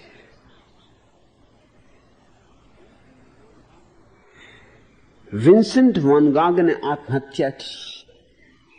पश्चिम के बहुत बड़े चित्रकार ने, इन 200 वर्षों में पश्चिम में उसके मुकाबले कोई चित्रकार नहीं हुआ। और आत्महत्या क्यों की? क्योंकि बाहर का जो भी चित्रण करना था चित्रण हो चुका। एक चित्र को बनाने में, अंतिम चित्र को बनाने में 1 वर्ष लगाया, सूर्योदय के चित्र को बनाने में। वो उसकी जीवन भर की आकांक्षा थी कि एक ऐसा सूर्योदय बना जाऊं जैसा कभी किसी ने न बनाया। और जब वो पूरा हो गया तो उसने गोली मार ली। सूर्योदय बनाने में पागल भी हुआ, 1 साल पागल रहा, क्योंकि 24 घंटे सूर्य की सारी कलाओं का अध्ययन करता रहा। अब सूर्य को खुली आंख से देखोगे, और आर्लीज में जहां वो सूर्य का अध्ययन कर रहा था, फ्रांस में जहां सूरज सबसे ज्यादा तेजी से चमकता है, 24 घंटे सूरज को देखते देखते उसका सिर भन्नाने लगा, मगर चित्र बना गया। जिस दिन चित्र बन गया उस दिन उसने गोली मार ली। पत्र लिखा अपने भाई को कि मेरा काम पूरा हो गया, अब तो कुछ और चित्र बनाने को बचा नहीं। काश इस आदमी को ध्यान का पता होता तो एक नई दुनिया मिल जाती चित्र बनाने की, जिसका कभी अंत नहीं होता है। बाहर की दुनिया की सीमा है, भीतर की दुनिया की कोई सीमा नहीं। लेकिन अगर मुझे चुनाव करना हो चरखा काटने में और विंसेंट वैन गॉग के चित्र बनाने में, तो मैं विंसेंट वैन गॉग होना पसंद करूंगा। फिर चाहे 1 साल पागल हो जाऊं और फिर चाहे आत्महत्या क्यों न करनी पड़े। इस आत्महत्या में भी गौरव, इस पागलपन में भी प्रतिभा की घोषणा है। पश्चिम को एकदम से कुछ कहने की कोशिश न करो, समझने की कोशिश करो। अपनी दीनता को छिपाने की कोशिश न करो, उसमें बड़ी गहरी चालबाजी। मुल्ला नसरुद्दीन चंदूलाल से पूछ रहा था कि भैया चंदूलाल, तुम्हारी साइकिल की दुकान तो खूब चल गई यार, पंचर सुधारने से दम मारने की फुर्सत ही नहीं रहती तुम्हें। जब देखो तब लगे काम, जब देखो तब लगे काम, आधी आधी रात तक पंचर सुधारते रहते हो। चंदूलाल बोला, हाँ भाईजान, इसका भी एक राज है। मेरा लड़का घूम घूम कर साइकिल में पंचरें करता रहता, मैं उसे प्रति पंचर 10 पैसे देता हूं और प्रति पंचर ठीक करने के 25 पैसे लेता हूं। नगद सौदा है। वो भी कमा रहा है, दिन भर घूम घूम के, स्कूल वगैरह अब नहीं जाता। अब तो साइकिलें पंचर करना उसका काम है। वो साइकिलें पंचर करता है, मैं साइकिलें जोड़ता हूं। जितनी साइकिलें पंचर करके बेच देता, 10 पैसे के हिसाब से ले लेता है और मैं 25 पैसे के हिसाब से जोड़ ले लेता हूं। दोनों मजे में, बेटा भी कमा रहा है, मैं भी कमा रहा हूं। ये बाप बेटे की साझेदारी चल रही है। तुम्हारे पंडित पुरोहित नहीं चाहते कि तुम समृद्ध हो जाओ, तुम्हारे धर्मगुरु नहीं चाहते कि तुम समृद्ध हो जाओ, तुम्हारे जितने न्यस्त स्वार्थ तुम्हारे ऊपर हावी हैं, कोई भी नहीं चाहता कि तुम समृद्ध हो जाओ। तुम्हारे राजनीतिक नेता नहीं चाहते कि तुम में किसी तरह की बुद्धि, प्रतिभा, क्षमता, गरिमा, व्यक्तित्व का बोध पैदा हो जाए। क्योंकि तुम्हारे भीतर अगर व्यक्तित्व का बोध पैदा हो जाए, तुम में अगर थोड़ी प्रतिभा में निखार आ जाए, तुम अगर चक्रम होने से बच जाओ, अगर चरखा वगैरह काटना छोड़ के तुम थोड़ा बुद्धि को निखार लो, या तुम थोड़ी ध्यान पर धार धर लो, तो तुम इन बुद्धुओं को नेता मानोगे। मोरारजी देसाई को एक मत भी इस देश में मिल सकता है अगर लोगों में थोड़ी भी प्रतिभा हो। लेकिन लोगों में प्रतिभा नहीं है, तो फिर तुम चाहो, गांव में खेत में जो धोखे का आदमी खड़ा कर देते, डंडा लगा के, हंडी लटका के सिर पर, और कुर्ता पहना दिया पुराना एक, खादी का हो तो फिर कहने क्या, और गांधी टोपी भी लगा दो हंडी के ऊपर और चूड़ीदार पजामा भी पहना दो, उसको भी वोट मिल जाएंगे, वो भी चुनाव जीत जाएगा।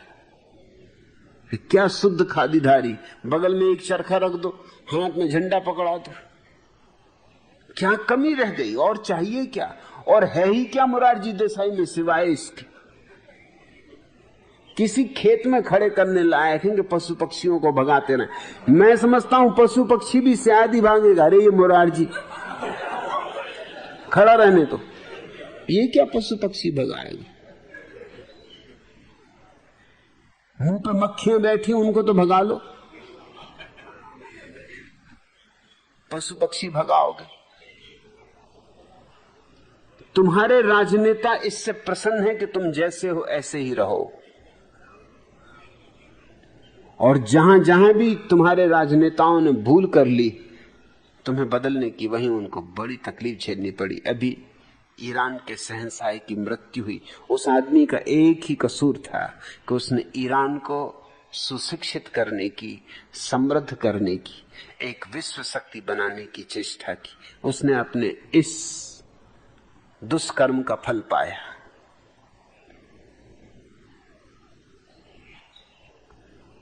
इथोपिया के सम्राट हेल सियासी को 1930 में वैज्ञानिकों का एक दल कहा कि अगर इथोपिया के लोगों को शुद्ध जल पीने मिलने लगे तो इनकी बीमारियां कम हो जाएंगी, इनकी उम्र बढ़ जाएगी। इथोपिया में लोग बहुत ही गंदा जल पीते हैं। सड़क के किनारे जो गड्ढों में जल भर जाता है वर्षा का, वो भी पीते। हेल सियासी हंसा और उसने कहा कि ये समझदारी की बातें तुम अपने पास रखो। मैं नहीं चाहता कि इथोपिया के लोग जैसे इससे जरा भी बदले, क्योंकि उनकी जरा सी भी बदलाहट अंततः मुझ पर परिणाम लाएगी। सियासी बड़ी गजब की बात कह रहा था बुढ़ा बहुत होशियार। उसने कहा मरने दो उनको, मरना है तो जल्दी मरते हैं तो कोई हर्जा नहीं, बीमार रहते हैं कोई हर्जा नहीं, मगर मैं किसी तरह की सामाजिक क्रांति अपने देश में नहीं चाहता हूं और न किसी तरह की वैज्ञानिक प्रविधि का उपयोग करना चाहता हूं। ईरान के शाह ने वही भूल की, सियासी के चरणों में बैठ के इसको कुछ पाठ लेने थे। जिन लोगों को इसने शिक्षित किया वही लोग इसकी जान के हत्यारे हो गए। आखिर ईरान में जो बगावत हुई है वो विद्यार्थियों के द्वारा हुई है। और ये जानकर तुम हैरान होगे कि ईरान के शाह ने सारी दुनिया में ईरान से विद्यार्थी भेजे, अरबों रुपए इन पर खर्च किए शिक्षा के लिए कि ये सुशिक्षित हो जाएं। मगर जैसे ये सुशिक्षित होते इनमें सींग निकलने शुरू हो जाते, क्योंकि सोच विचार शुरू हो जाता है। सोच विचार शुरू होता है तो सवाल उठता है कि लोकतंत्र चाहिए, ये तानाशाही नहीं चलेगी। ये बड़ी अजीब दुनिया है। इस दुनिया में राजनेता का हित यही है कि तुम गरीब रहो, अशिक्षित रहो, मूढ़ रहो। तुम जितने मूढ़ हो उतना ही उसका बल है। जरा तुम अपने राजनेताओं की शक्लें तो देखो, एक से एक पहुंचे हुए पुरुष तुम्हारे राजनेता हैं, जिनको दो कौड़ी की समझ और प्रतिभा नहीं। कोई मोरारजी देसाई अकेले ही नहीं, चरण सिंह कोई किसी से पीछे, कि जगजीवन राम बाबू किसी से पीछे।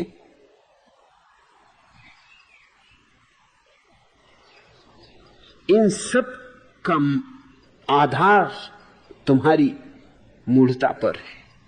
ये नहीं चाहते कि तुम समृद्ध हो, विचारशील हो, खतरा है। और तुम्हारे पंडित पुरोहित, तुम्हारे महंत, तुम्हारे संत, तुम्हारे महात्मा, इन सब का तो एक ही आधार है कि संसार दुख है। ये कैसे संसार को सुख बनने दें? इनकी तो जमीन खिसक जाएगी। फिर ये कैसे लोगों को समझाएंगे कि आवागमन से छूटो? लोग कहेंगे कि महाराज आप ही छूटो, हम तो बहुत मजे में, हमें आवागमन से छूटना है क्यों? हम तो पुनः पुनः आना चाहते हैं।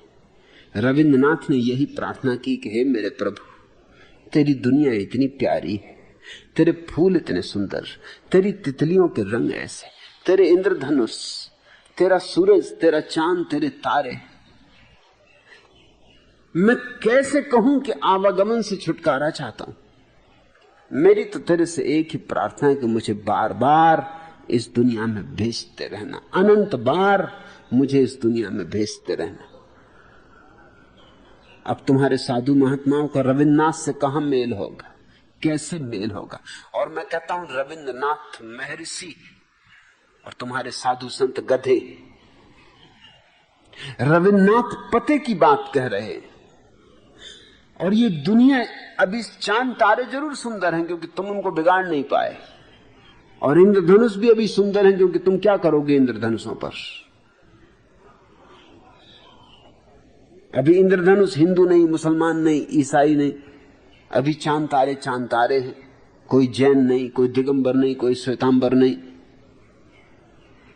लेकिन जमीन को तुमने बर्बाद कर दिया। अगर ये जमीन फिर प्राकृतिक हो जाए, अगर ये जमीन फिर स्वाभाविक हो जाए, अगर तुम्हारे मेहनतों के बाड़े तोड़ दिए जाएं, अगर ये कारागृह मिटा दिए जाएं, अगर आदमी को विज्ञान के द्वारा बाहर की समृद्धि मिल जाए और धर्म के द्वारा, धर्म हिंदू नहीं, मुसलमान नहीं, ईसाई नहीं, जैन नहीं, बौद्ध नहीं, सिर्फ धर्म, एस धम्मो सनातनो, धर्म का वो जो शाश्वत नैसर्गिक नियम जिससे व्यक्ति अपनी आत्मा में प्रवेश कर जाता है और स्वयं के केंद्र पर स्थिर हो जाता है, काश उसका तुम्हें अनुभव हो जाए।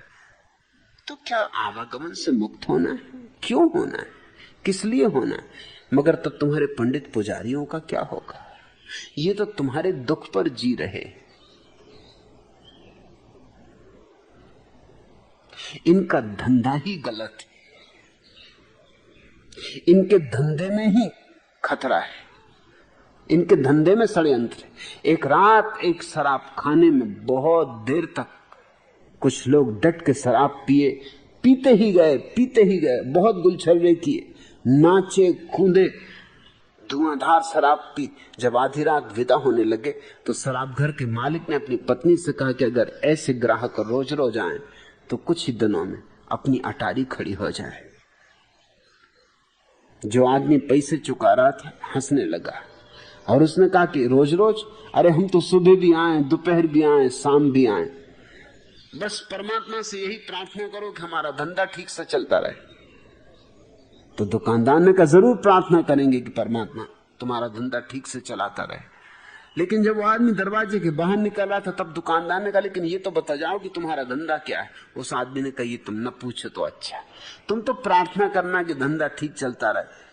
तब उसे और संदेह हुआ, उसने कहा फिर भी धंधा कम से कम मुझे बता दो ताकि मैं प्रार्थना करूं तो मुझे भरोसा तो रहे कि मैं किस चीज के लिए प्रार्थना कर रहा हूं।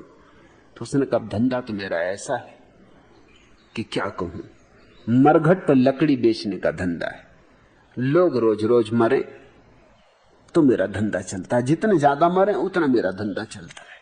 इसलिए तुमसे कहता हूं धंधा ना पूछो, मेरा धंधा चलता रहे, लोग रोज रोज मरते रहे।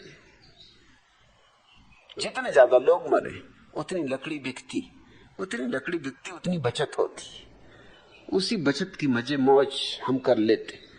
अभी ये जो गांव में हैजा फैला है उसके कारण तो आज ये मजा मौज चला। अब ये हैजा चलता ही रहे तो क्या कहने रोज गुलछर्रे उड़ेंगे। दुनिया में ऐसे धंधे हैं जो तुम्हारे हैजे से चलते हैं, तुम्हारे मलेरिया से चलते हैं, तुम्हारे रोगों से चलते, और इसी तरह के धंधे पंडित पुरोहित चला रहे।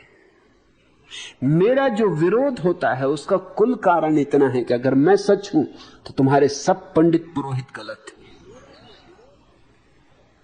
ये संघर्ष बड़ा है, ये संघर्ष ऐसा कुछ नहीं है जैसा कि पुराने दिनों में था कि हिंदू मुसलमानों के विरोध में है, ईसाई हिंदुओं के विरोध में, जैन बौद्धों के विरोध में, बौद्ध सिखों के विरोध में।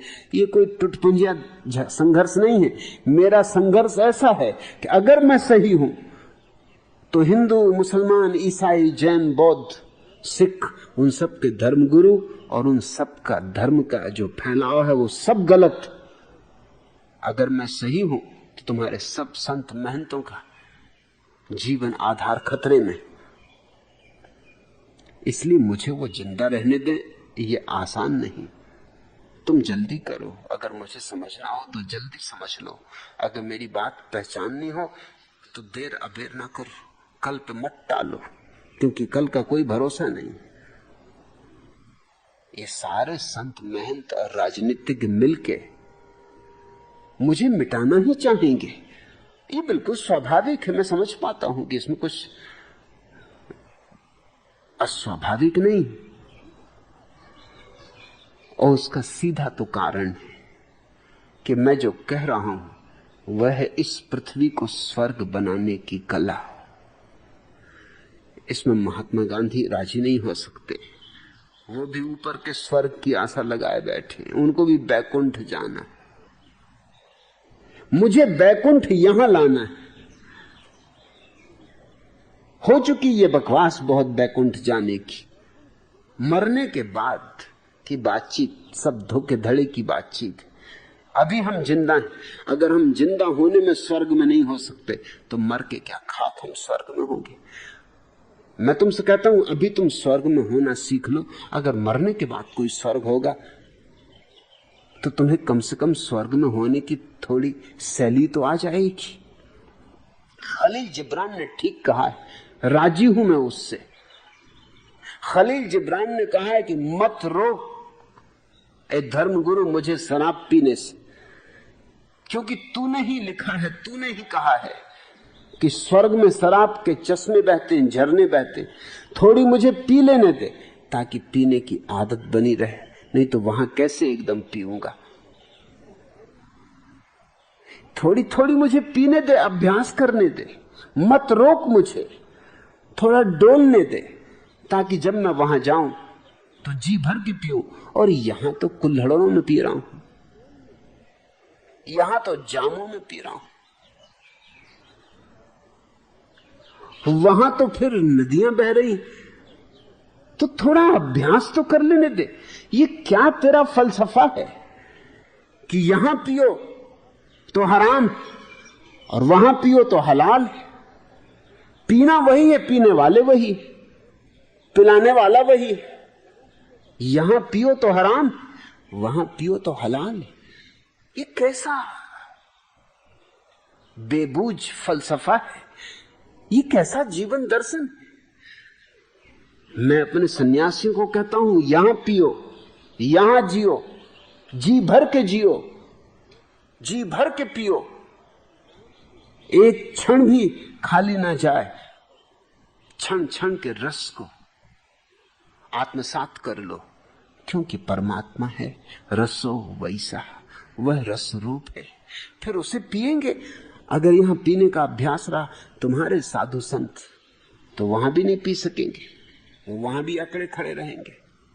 वो कैसे पी सकते? जिन्होंने कुल्हड़ों से न पी वो झरनों से पिएंगे। जो कभी रिंद ना बने वो क्या खाक पिएंगे। और जब मैं शराब की बात करता हूं तो मैं परमात्मा की ही बात कर रहा हूं। जीवन का आनंद बाहर भी है, भीतर भी, दोनों तरफ पियो, क्योंकि परमात्मा ही बाहर फैला है, परमात्मा ही भीतर।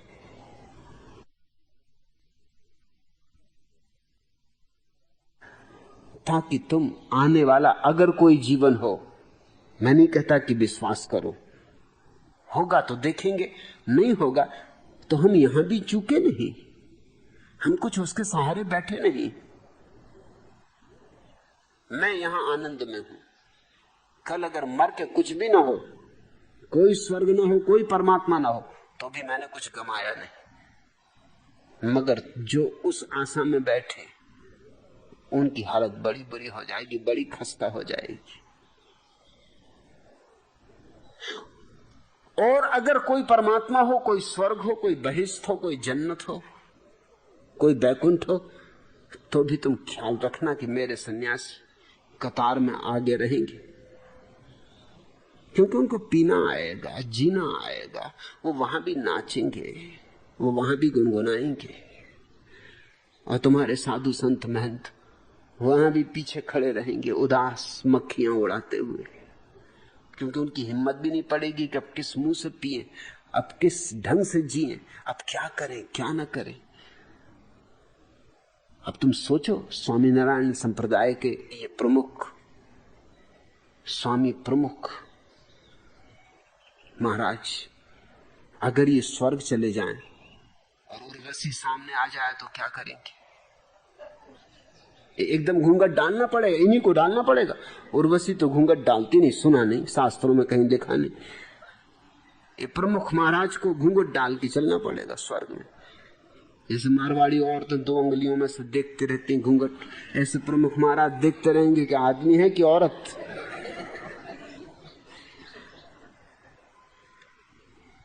अभी उनका लंदन में हाथी पर जुलूस निकला है।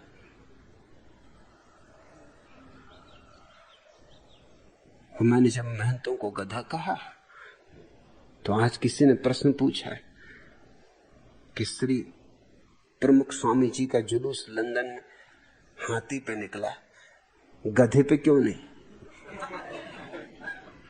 गधे पे इसलिए नहीं भैया कि फिर लोग पहचानते कैसे कि कौन कौन।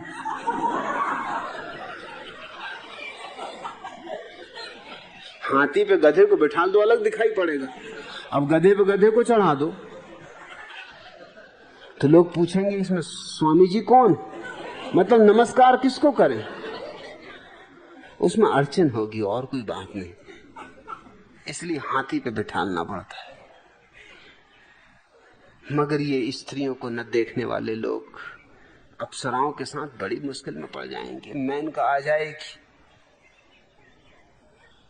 और इनके प्राण निकले, उर्वशी गुजरी और इनके प्राण निकले। इनके कितने बार प्राण निकलेंगे बड़ा मुश्किल है कहना। इन पे तो हार्ट अटैक होते रहेंगे। इनको तो अगर स्वर्ग में कोई अस्पताल वगैरह हो, पुराणों में कोई चर्चा नहीं, तो अस्पताल में रखना पड़ेगा, इमरजेंसी वार्ड में हमेशा, और वहां भी नर्सें होंगी।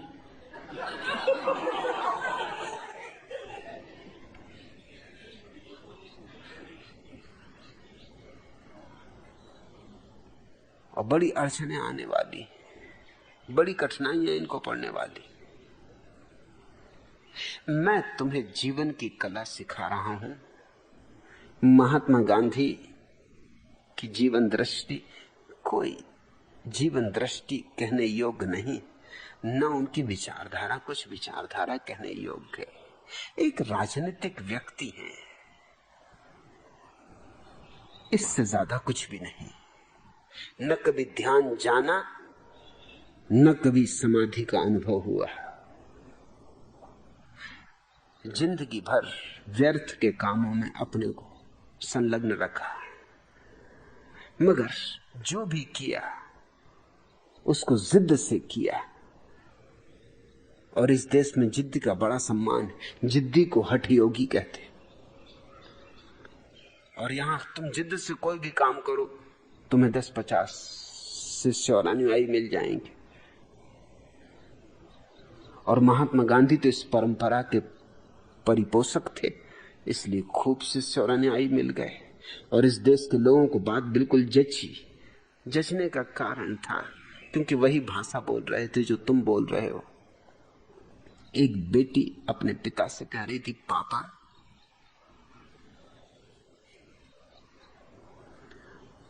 मेरा प्रेम हो गया है,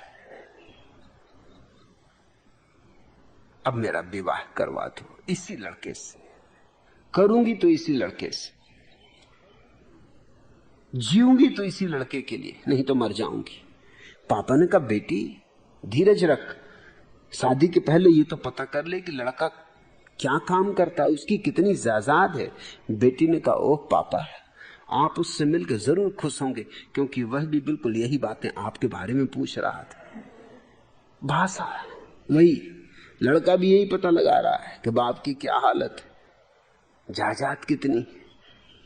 बाप भी यही पता लगा रहा है लड़के की क्या हालत है, जायदाद कितनी। भाषा ठहर गई। इस देश की भाषा को ठहरे 5000 साल हो गए। डबरा हो गई है इस देश की भाषा।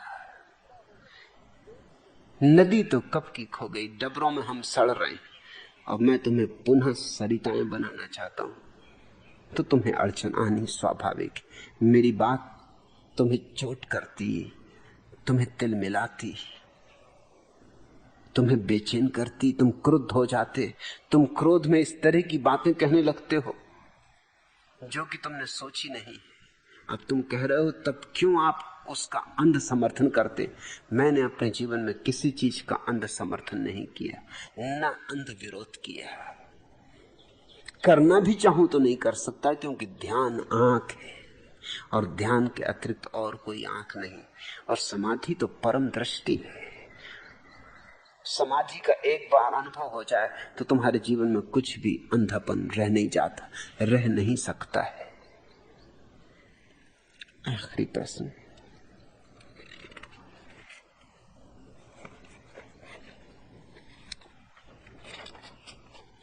भगवान, नहा धोकर आ गई हूं, आपका दुलार तो बहुत ही मिला, अब थोड़ी सी पी गई भी कर दो। कृष्ण शोभना, यह अच्छा किया कि नहा धोकर आ गई। नहा धोने का अर्थ तुम समझ लो, क्योंकि तुम समझ ना पाओगे। कृष्ण शोभना जरा सधुकड़ी भाषा बोल रही है, जरा बारीक और महीन बात कह रही है। कृष्ण शोभना को मैंने निश्चित इतना प्रेम दिया जितना बहुत कम लोगों को दिया, मगर अक्सर यह हो जाता है कि जब प्रेम मुफ्त मिल जाए तो हम उसका अर्थ नहीं समझ पाते, उसका मूल्य नहीं समझ पाते। वही कृष्ण शोभना के जीवन में हुआ। मैंने इस देश में न मालूम कितने लोगों को प्रेम दिया, बेशर्त प्रेम दिया, और दे दे के बार बार यह अनुभव किया कि जितना प्रेम लोगों को दो उतना ही लोग समझने में असमर्थ हो जाते, क्योंकि मेरे प्रेम में कोई शर्त नहीं है, कोई मांग नहीं है, उन्हें कोई मूल्य नहीं चुकाना पड़ता, उन्हें कोई पात्रता भी सिद्ध नहीं करनी पड़ती। मैं देता हूं क्योंकि मैं प्रेम से भरा हूं, उनकी पात्रता अपात्रता का कोई प्रश्न ही नहीं। मैं देता हूं क्योंकि मेरे पास, मैं देता हूं क्योंकि देने से बढ़ता है। मगर तब मुझे यह दिखाई पड़ना शुरू हुआ कि उनको मिल नहीं पाता, वो ले नहीं पाते, या वो धीरे धीरे आदी हो जाते ऐसा कि ये तो मेरा स्वभाव है।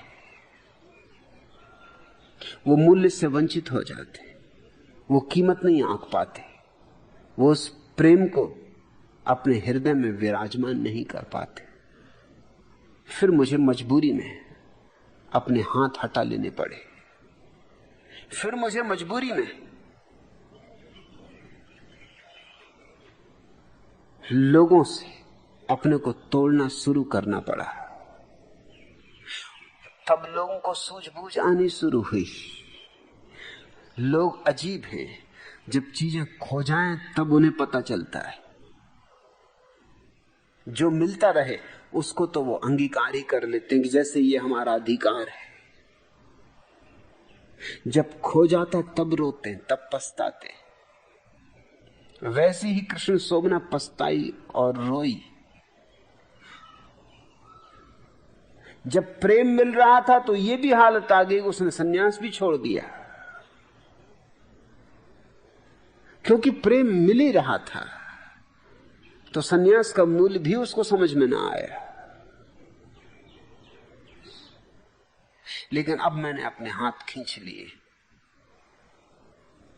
अब मैं बहुत सोच समझ के एक एक कदम उठा रहा हूं। इसलिए नहीं कि कंजूस हो गया हूं, इसलिए कि यही एक उपाय है कि मैं तुम्हारा हृदय आनंद से भर सकूं, और कोई उपाय नहीं। नहीं तो तुम चूक ही जाओगे। मैं बरसता रहूंगा, तुम्हारे घड़े उल्टे रखे रहेंगे। अब मुझसे मिलना भी मुश्किल हो गया। अब मैं किसी को मिलता भी नहीं, अब बात भी करनी बंद कर दी। यूं धीरे धीरे अपने को हटाए चला जा रहा हूं। जल्दी ही बोलना भी बंद कर दूंगा, तभी तुम समझ पाओगे। जैसे जैसे दूर हटूंगा तभी तुम्हारी समझ में आएगा कि अरे कितना मिल रहा था, हम लिए नहीं। और ये कोई कृष्ण शोभना के अकेले के साथ नहीं हुआ, बहुतों के साथ हुआ है। अभी स्वामी आनंद वापस आ गए, अभी कुछ दिन पहले सन्यास छोड़ के चले गए थे। छोड़ के तो यूं अकड़ में गए थे कि जैसे कुछ पा लिया। अब लौट आए,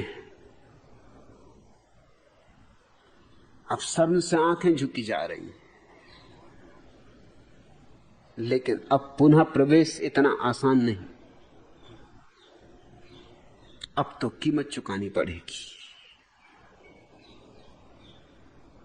जब गए थे तब तो यूं गए थे कि क्या बात है, फिर आ जाएंगे, फिर सन्यास ले लेंगे, सन्यास में कोई कठिनाई। मगर पहली दफा तो सन्यास में बड़ी सरलता से दे देता हूं, दूसरी बार मुश्किल हो जाती, दूसरी बार में कठोर हो जाता हूं। कठोर में हूं नहीं, इसलिए होना पड़ता है, चेष्टा करनी पड़ती। चले तो गए थे यूजी कृष्णमूर्ति के साथ, न खुद चले गए थे बल्कि औरों को भी समझाते थे। यहां भी कुछ और दूसरे भी बुद्धू थे जो आनंद के साथ उत्सुक हो गए थे। किरण को भी भरमाया था, चैतन्य भारती को भी भरमाया था, हिम्मत भाई को भी भरमाने और उलझाने वाले आनंद ही थे। लेकिन अब अकल आ गई, अब बात समझ में आ गई कि आनंद तुम आनंद ही हो, परवीन बाबी नहीं। यूजी कृष्णमूर्ति परवीन बाबी को लेकर नदारत हो गए। अब आनंद बैठे सोच रहे हैं कि परवीन बाबी को जैसे लेकर नदारत हुए ऐसे इनको भी लेकर नदारत हो जाएंगे। अब अकल आई थोड़ी। हिम्मत भाई तो पहले ही भाग आए। हिम्मत भाई की गिनती में हमेशा दूध की दुहनिया में करता हूं। मेरे गांव का ये शब्द है, तुम्हें इसका शायद अर्थ पता ना हो। मेरे गांव में यूं है कि जब बच्चे खेल खेलते तो छोटे छोटे बच्चे भी आते, वो कहते हैं हम भी खेलेंगे, और बीच बीच में उधम मचाते हैं, उछल कूद करते, इधर उधर घुसाते, खेल को खराब करते। तो मेरे गांव में ये रिवाज है कि बड़े बच्चे कहते हैं अच्छा खेलो, लेकिन सबको कह देती है दूध की दोहनिया। दूध की दोहनिया का मतलब ये कि मतलब इसकी कोई कीमत नहीं करना, इसको उछलने दो, कूदने दो, मतलब इसको गंभीरता से मत लेना, ये कोई खेल का हिस्सा नहीं। मगर ये मानेगा नहीं, जाएगा नहीं, रोएगा, चिल्लाएगा, माँ बाप को लेवा लाएगा और झंझट खड़ी करेगा। तो इसको ये भ्रम रहने दो कि खेल, तू भी खेल का हिस्सा है, मगर इसको कोई गंभीरता से लेना मत, इस पे खेल निर्भर नहीं। उसको दूध की दोहनिया कहते। जैसे दूध के दांत होते हैं ना कच्चे, जिनका कोई मूल्य नहीं, जो टूटी जाने वाले, ये कोई असली दांत नहीं, नकली खिलाड़ी, बचकाने खिलाड़ी। हिम्मत भाई की कीमत तो बस दूध की दोहनिया की। वो तो कई बार आए गए, उनको मैं कोई गिनती में लेता नहीं। जब उनको आना हो आ जाते हैं, जब जाना हो जब चले जाते। आते रहेंगे जाते रहेंगे, वो तो यूं ही समय गंवाते रहेंगे। मगर वो जल्दी लौट आए। हैरानी मुझे हुई कि वो दूध की दोहनिया है मगर फिर भी जल्दी लौट आए। मगर आनंद अपने अहंकार में आंकड़े बैठे रहे। अब आए, अब उनको साफ हो गया कि परवीन बाबी नहीं। मगर अब आसान नहीं है आनंद, ऐसे नहीं लूंगा। जो हरकतें करके गए हो उनको ख्याल करो, और जिन और दूसरे ना समझों को तुम भड़का रहे थे उनका ख्याल करो, उन सबसे क्षमा मांगो, और जिन जिन को तुमने जाके उल्टी सीधी बातें कही थी उनसे माफी मांगो कि तुमने गलती की थी और तुम मूर्खतापूर्ण बातें कर रहे थे, तो वापस प्रवेश मिलेगा। ऐसी ही शोभना भी चली गई थी, जो वो कह रही कि भगवान नहा धोकर आ गई, अब वो ये कह रही कि अब उस सब कचरे को मैं बहा के आ गई। आपका दुलार तो बहुत ही मिला, लेकिन ये पहचान शोभना तुझे अब आई, तब नहीं। तब आती तो आज न मालूम कहां होती। मगर चलो, देर अबेर आई, सुबह का भूला सांझ भी घर आ जाए तो कुछ बुरा नहीं। अब तू कहती अब थोड़ी सी पी गई भी कर दो। मैंने तो बहुत पिलाया था, तब तो तूने ओंठ भी ना खोले। पिलाने को अब भी राजी हूं, मगर पीने के लिए पात्रता जुटानी पड़ेगी। तब तो तू पात्र थी या अपात्र मैंने पूछा भी नहीं था। अब सिर्फ तेरी प्रार्थना से पी गई नहीं कर सकता हूं, अब तो पात्रता के साथ प्रार्थना होगी तो ही पी गई हो सकती। अब ऐसे मैं कठोर होता जा रहा हूं, कठोर मुझे होना ही पड़ेगा। पर तू नहा धो के आई, ये अच्छा है। ये सिर्फ कहना ही ना हो, ख्याल रखना, सच में ही नहा धो के आ गई हो। एक बच्चे ने अपने पिताजी से पूछा, पिताजी हम लोग जासूस चोर का खेल खेल रहे हैं और मैं जासूस, कुछ तरकीब बताएं मैं किसी को पहचान में ना आ सकूं। बेटे, बाप ने कहा साबुन से मुंह धो लो, फिर कोई तुम्हें नहीं पहचान पाएगा। तो मैं सोचता हूं कि तू बिल्कुल साबुन से मुंह धो के आ गई होगी। पुरानी पहचान छोड़, पुराना तादाद में छोड़, पीना भी हो जाएगा।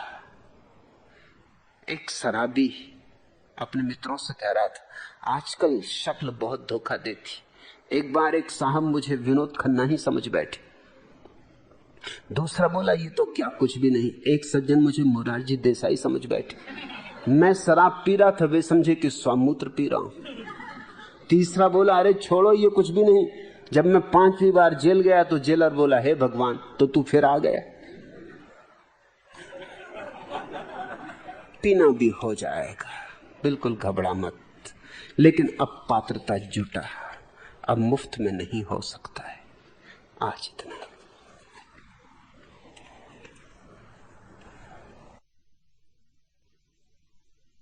अगर यह वीडियो आपको अच्छी लग रही हो तो वीडियो को लाइक और चैनल को सब्सक्राइब करें।